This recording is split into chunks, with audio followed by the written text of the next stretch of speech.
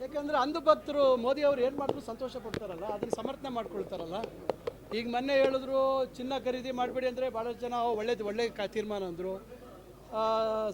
ಸ್ವಂತ ವಾಹನ ಉಪಯೋಗಿಸ್ಬೇಡಿ, ಸಾರ್ವಜನಿಕ ವಾಹನಗಳಲ್ಲಿ ಓಡಾಡಿ ಅಂದರು, ಅದಕ್ಕೂ ಭಾಳ ಒಳ್ಳೆ ತೀರ್ಮಾನ ಅಂದರು.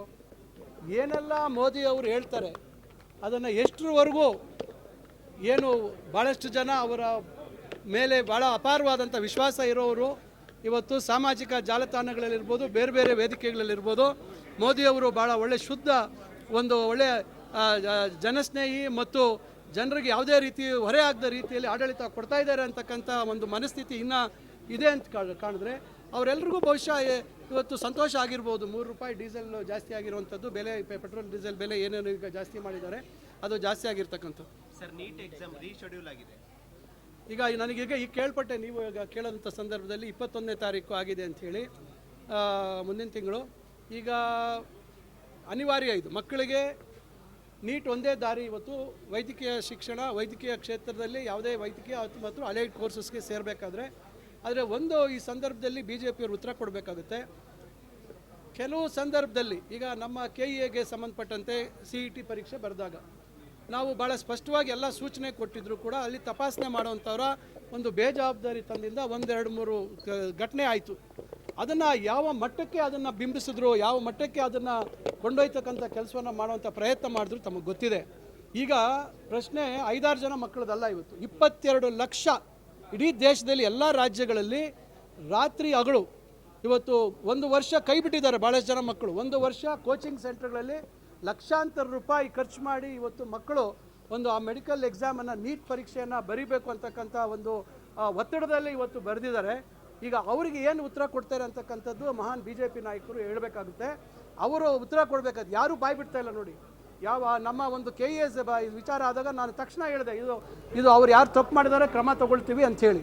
ಹಿಂದೆ ರೈಲ್ವೆ ಎಕ್ಸಾಮ್ ಆದಾಗ ಮಾಂಗಲ್ಯ ತೆಗೆಸಿದ್ರು, ನಿಮಗೆ ನೆನಪಿದೆ, ಮಾಂಗಲ್ಯ ತೆಗೆಸಿದ್ರು. ಆದರೆ ಅವರ ಏನು ಸಂಸ್ಥೆಗಳು ಏನೇ ಮಾಡಲಿ ಅದ್ರದ್ದು ಯಾವುದು ಅದ್ರ ಬಗ್ಗೆ ಚಕಾರ ಇತ್ತಲ್ಲ.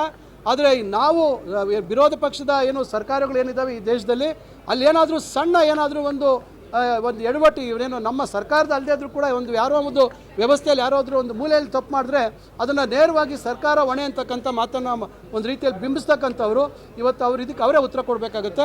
ಮಕ್ಕಳಿಗಾಗಿರ್ತಕ್ಕಂಥ ಮಾನಸಿಕ ಒತ್ತಡ ಇವತ್ತು ಅದಕ್ಕೆ ಯಾರೂ ಬೆಲೆ ಕಟ್ಟಲಿಕ್ಕಾಗಲ್ಲ. ನಾನು ಆ ಮಕ್ಕಳಲ್ಲಿ ವಿನಂತಿ ಮಾಡ್ಕೊಳ್ತೇನೆ, ಇದು ಅನಿವಾರ್ಯ. ತಾವು ಮತ್ತೊಮ್ಮೆ ತಮ್ಮ ಏನು ಪ್ರಯತ್ನ ಇದೆ ಮತ್ತೊಮ್ಮೆ ಒತ್ತಡ ರಹಿತವಾಗಿ ತಾವು ಮಾಡಿ ಅಂತ ನಾನು ಅವರಲ್ಲಿ ಕೋರ್ಕೊಳ್ತೇನೆ. Exam ಇನ್ಮೇಲಿಂದ online ನಡೆಸ್ತಾರಂತೆ. ಈಗ ಅದನ್ನು ಆಮೇಲೆ ಅದು ಸಮಸ್ಯೆ ಆಗಬಾರ್ದು, ತಾಂತ್ರಿಕ ಸಮಸ್ಯೆ ಆಗ್ತಿದೆ. CET ಎಕ್ಸಾಮ್ ಕೂಡ ಬರೆದಿರ್ತಾರೆ ವಿದ್ಯಾರ್ಥಿಗಳು. ಈಗ ನೀಟ್ ಎಕ್ಸಾಮು 2ನೇ ಬಾರಿ ಆಗ್ತಿರೋದ್ರಿಂದ ವಿಳಂಬ ಆಗುತ್ತೆ ಫಲಿತಾಂಶಕ್ಕೆ. CET ಏನಾದರೂ ನೀವು ಫಲಿತಾಂಶ ಪ್ರಕಟ ಮಾಡಿದ್ರೆ ಅಲ್ಲಿ ಸಮಸ್ಯೆಗಳಾಗುತ್ತೆ, 2 ವಿದ್ಯಾರ್ಥಿಗಳಿಗೆ ಅನನುಕೂಲ ಆಗುತ್ತೆ. ಈಗ ಫಸ್ಟು ಈಗ ಆನ್ಲೈನ್ ಬಗ್ಗೆ ಕೇಳಿದ್ರು, ಆನ್ಲೈನು ಎಷ್ಟು ಮಟ್ಟಿಗೆ ಯಶಸ್ವಿ ಆಗುತ್ತೆ. ಈಗ ನಾವು ಅದ್ರ ಬಗ್ಗೆ ಭಾಳ ಚರ್ಚೆ ಮಾಡಿದ್ವಿ ನಮ್ಮ ಕರ್ನಾಟಕ ಪರೀಕ್ಷಾ ಪ್ರಾಧಿಕಾರದಲ್ಲಿ, ಕಂಪ್ಯೂಟರ್ ಬೇಸ್ಡ್ ಟೆಸ್ಟಿಂಗ್ ಅಂಥೇಳಿ. ಆದರೆ ಇವತ್ತು ಎಷ್ಟು ಜನ ಮಕ್ಕಳಿಗೆ ಆನ್ಲೈನ ಸೌಕರ್ಯ ಇದೆ.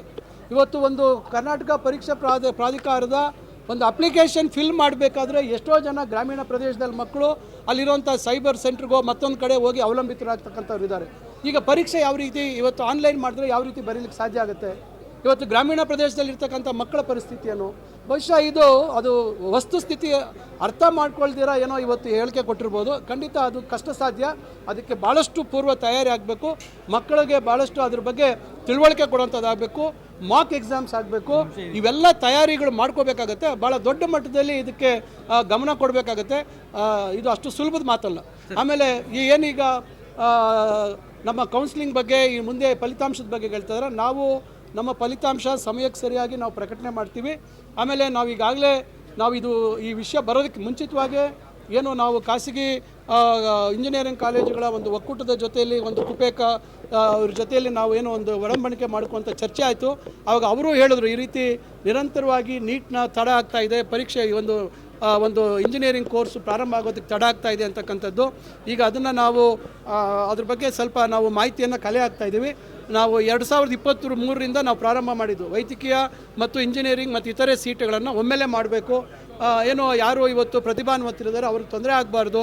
ಯಾರಾದರೂ ಮೆಡಿಕಲ್ ಸೀಟ್ ತೊಗೊಂಡು ಬ್ಲಾಕ್ ಮಾಡಿ ನಂತರ ಎಲ್ಲ ಇಂಜಿನಿಯರಿಂಗ್ ಸೀಟ್ ತೊಗೊಂಡು ಬ್ಲಾಕ್ ಮಾಡಿ ಮತ್ತೆ ಮೆಡಿಕಲ್ಗೆ ಹೋದಾಗ ಕೆಳಗೆ ಅವರ ನಂತರ ಇರ್ತಕ್ಕಂಥವ್ರಿಗೆ ಅನಿವಾರ್ಯವಾಗಿ ಬೇರೆ ಕಾಲೇಜ್ ತೊಗೊಳ್ಳೋಂಥ ಪರಿಸ್ಥಿತಿ ಆಗುತ್ತೆ. ಇದು ತಪ್ಪಬೇಕು ಅಂತೇಳಿ ಏಕಕಾಲಕ್ಕೆ ಮಾಡ್ತಾಯಿದ್ವಿ.